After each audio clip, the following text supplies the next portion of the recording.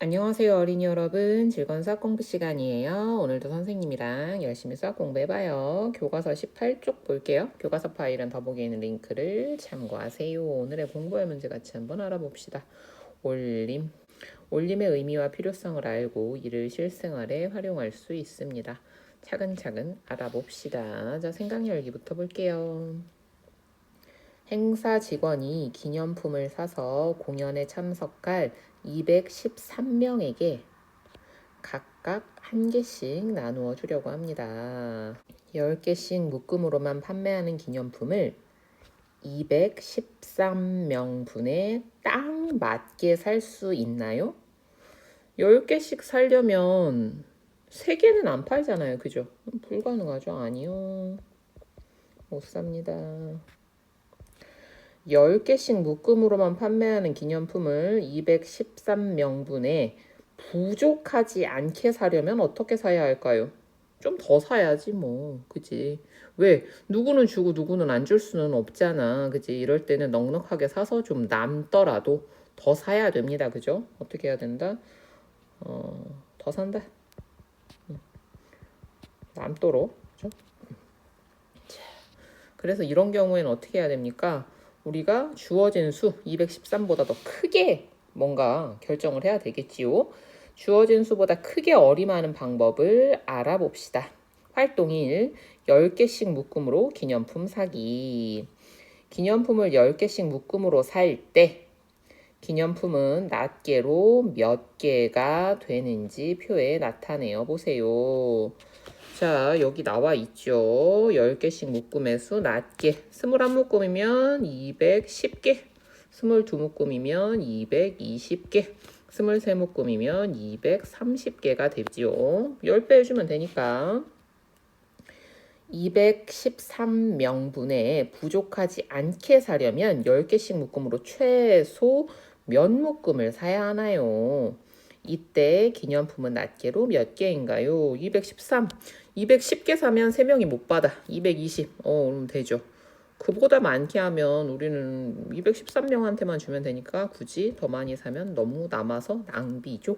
그럼 몇 묶음? 22묶음. 그때 낱개로는 몇 개? 220개.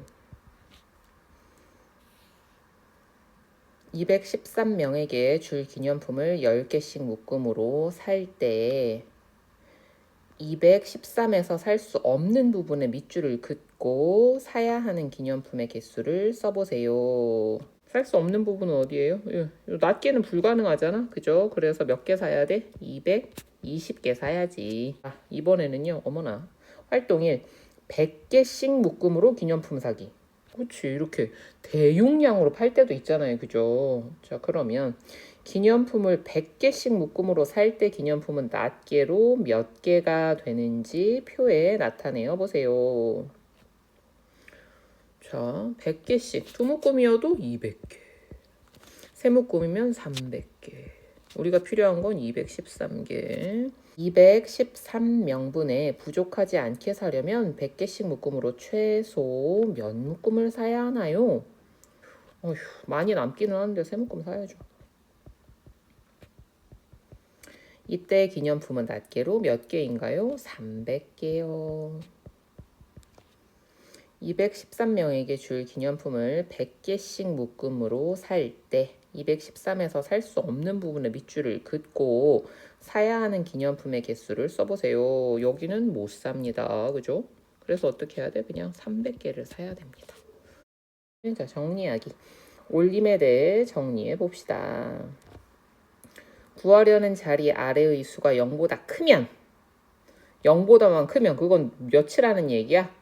그냥 딱 자연수라면 1, 2, 3 다 된다는 얘기야. 1도, 1이라도. 그죠?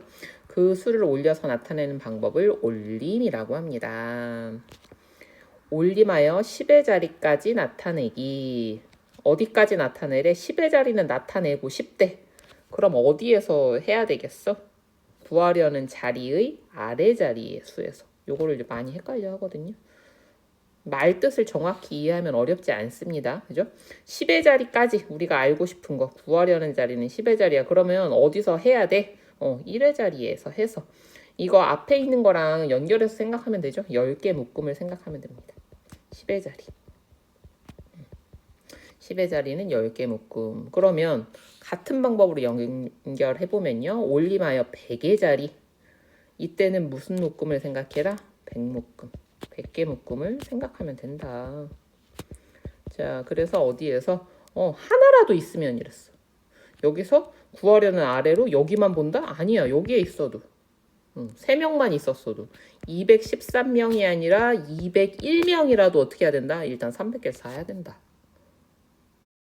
100의 자리에 동그라미표 한 후 올림하여 100의 자리까지 나타내어 보세요. 100의 자리까지 나타내라. 그럼 이건 뭐다? 100개씩 묶음을 생각해라.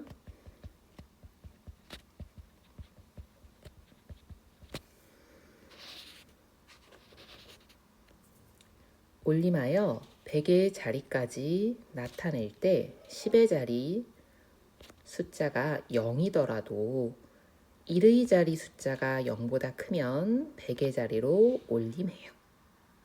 10의 자리만 보면 되는 게 아닙니다. 100의 자리 숫자 5죠? 자, 그럼 우리는 어딜 확인해야 돼? 이 부분을 확인해야 되지. 0만 아니면 6이네. 그지? 그럼 얼마? 3600. 자, 이번에는요. 100의 자리 숫자 1이지요. 자, 요렇게 어떻게 돼요? 57. 당연히 올려야지. 2200. 소수 둘째 자리에 동그라미표 한 후 올림하여 소수 둘째 자리까지 나타내어 보세요. 소수 둘째 자리 소수점을 기준으로 두 번째 자리 1이죠? 자, 밑에 뭐라도 있으면 어떻게 해야 됩니까? 올려줘야 됩니다. 5.82. 소수 둘째 자리 여기 있습니다. 자, 뒤에 뭐 있잖아. 그럼 올려. 0.28.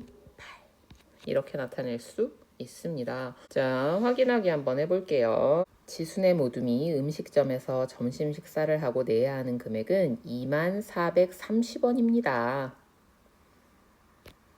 1000원짜리 지폐로 내려면 최소 얼마를 내야 하나요? 이건 어디까지야? 올림하여죠. 어느 자리까지? 1000원짜리니까 1000의 자리까지라는 의미입니다. 이렇게 같은 것을 표현을 다르게 해서 계속 할 수 있어야 됩니다. 수학적인 의사소통, 표현 능력이 굉장히 중요합니다. 자, 그러면 1000의 자리를 찾아보세요. 0이네. 그죠? 그런데 뒤에 있어요. 그럼 어떻게 해야 됩니까? 올려줘야 되죠. 그럼 얼마? 21,000원. 10,000원짜리 지폐로 내려면 최소 얼마를 내야 할까요? 이건 무슨 의미예요? 올림하여 10,000의 자리까지 라는 의미입니다. 자, 10,000의 자리 2입니다. 뒤에 있죠? 그럼 얼마? 30,000원. 대신에 거스름돈을 받으면 되죠. 2번 소수를 올림하여 주어진 자리까지 나타내어 보세요. 자, 올림입니다. 우리 지금 계속 하고 있는 거 뭐예요? 올림이에요. 자, 10의 자리. 10의 자리가 얼마야? 4잖아. 그죠? 뒤에 뭐라도 있으면 올린다. 250. 다음 소수 첫째 자리 1이죠? 뒤에 있어요. 그럼 올려줘야 됩니다. 얼마입니까? 245.2. 소수 둘째 자리 0이네요. 자, 그런데 뒤에 뭐 있잖아요. 그죠? 올려줘야죠. 245.11입니다. 생각 솔솔. 127명의 사람들이 엘리베이터를 타고 전망대에 올라가려고 합니다. 엘리베이터에는 한 번에 10명씩 탈 수 있다고 할 때 엘리베이터는 최소 몇 번 올라가야 할까요? 10번씩 묶어내야 되는 거죠. 그럼 어디예요? 자, 올림하여 10의 자리까지라는 의미죠. 그죠? 그럼 얼마? 130명을 태울 수 있으면 되는 거죠. 그죠? 그러면 엘리베이터가 올라가는 수는 130번인가? 예, 착각하면 안 됩니다. 13번입니다. 10씩 묶는 거야.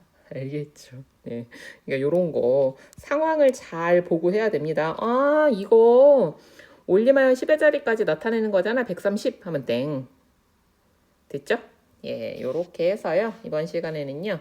어림하는 방법 중에 첫 번째 올림을 알아봤습니다. 근데 여러분이 문제에서 올림은 너무 쉬워서 안 틀립니다. 단 이런 상황을 설명해주면 틀려요. 이게 올림인지 생각을 안 해버려서.